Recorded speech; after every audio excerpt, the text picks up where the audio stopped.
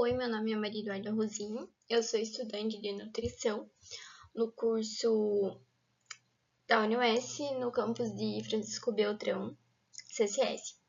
Então, a minha professora orientadora é a professora Franciele Folador e a minha modalidade de pesquisa é o PIBIC, de forma voluntária. Então, o tema da minha pesquisa foi o perfil sociodemográfico e epidemiológico de pacientes do Ambulatório Municipal de Obesidade de Francisco Beltrão.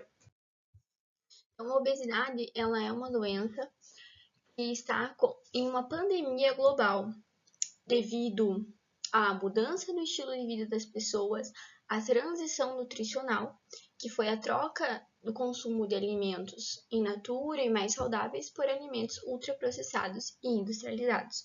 Então, ela é uma doença que se caracteriza pelo acúmulo demasiado de gordura no corpo, que pode estar associado ou não a doenças como diabetes tipo 2, hipertensão e doenças cardiovasculares. Então, o objetivo da nossa pesquisa foi traçar o perfil sociodemográfico da obesidade na cidade de Francisco Beltrão, Paraná.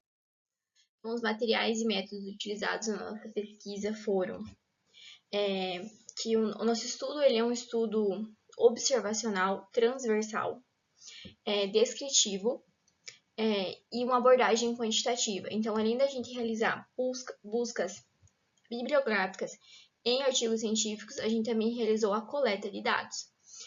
A gente coletou esses dados em 248 prontuários no período da pesquisa.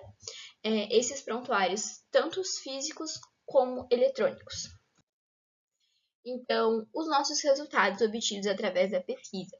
Então, a gente observou que teve uma prevalência de 84% do público feminino e sendo apenas 16% do público masculino. O segundo ponto a ser analisado, junto com a questão do sexo, é a questão do estado civil. E a gente observou que 57%, quase 58% dos nossos pacientes, eles são casados. E 6,4% estão em união estável. Os demais pacientes estão solteiros, viúvos ou são divorciados. Então, a gente tem aí uma porcentagem grande do nosso paciente sendo sexo feminino e uma porcentagem grande também estando em algum tipo de relacionamento. Então, o fator relacionamento é uma questão muito importante a ser abordada quando a gente vai traçar um perfil, porque a pessoa estar em um relacionamento diz muito como ela vai interagir, como ela vai lidar com a questão do tratamento da obesidade, da própria questão psicológica da pessoa. E a gente tem estudos que mostram que o casamento pode ser um fator, nas mulheres casadas, tido como um entrave por conta da obesidade. Então, a obesidade ela se torna um problema dentro do próprio relacionamento por conta do peso, das inseguranças, do desejo sexual que é diminuído, uma autocobrança demasiada. Isso são questões psicológicas que afetam diretamente na vida da nossa paciente. Outra relação que a gente também observou é em relação à escolaridade dos pacientes. Então, a gente observou que 28% dos pacientes não concluíram o ensino fundamental e médio e 26,8% concluiu o ensino médio. Então, a gente tem uma parcela grande dos pacientes que não tiveram um acesso a uma qualificação profissional ou a concluir os seus estudos. Então, a gente observou que a nossa pesquisa segue a afirmativa de Fonseca, que a prevalência da obesidade vai variar de acordo com os níveis de educação.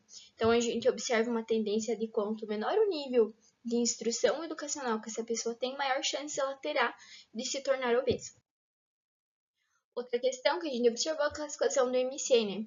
Então, a gente tem classificação aí da obesidade grau 1, grau 2 e grau 3. Então, a gente tem 3,4% praticamente dos nossos pacientes em obesidade grau 1, 33% em obesidade grau 2 e a maioria, que são 56%, em obesidade grau 3. E 1% está acima do percentil da obesidade grau 3. Então, a gente observa aí que a maioria dos pacientes do ambulatório estão em obesidade grau 3 E também a gente observa outro fator, que é em relação à tentativa de emagrecimento a partir de medicamentos, né? Então a gente tem que os medicamentos que mais apareceram na nossa pesquisa como meios para emagrecimento, que já tinham sido prescritos por outros médicos ou que estavam sendo utilizados pelos próprios pacientes para a tentativa de emagrecimento, era a sibutramina, o Orlistat, a Saxenda e a fluoxetina. Então, esses foram os 4 medicamentos que mais apareceram na nossa pesquisa. Outra questão que a gente observou foi a questão de hábitos etilistas e tabagistas. Então, a gente observou na nossa amostra que 15,6% dos nossos pacientes são ex-tabagistas, 1% ainda é etilista, então ainda tem hábitos etilistas, 2% ainda tem hábitos tabagistas e 22% dos pacientes já tiveram ou ainda têm esses hábitos de forma esporádicas. E com isso a gente observa que essa questão dos hábitos da pessoa parar ou cessar o cigarro ou o hábito demasiado de beber pode ser um fator que culmine para a obesidade, porque, como Silveira observou, a gente vê uma mudança no paladar e no olfato relacionada ao tempo de cessação do tabaco. Então, a gente vê que as pessoas que fumaram por muitos anos têm uma mudança, assim, no paladar, no olfato, na questão sensorial do alimento.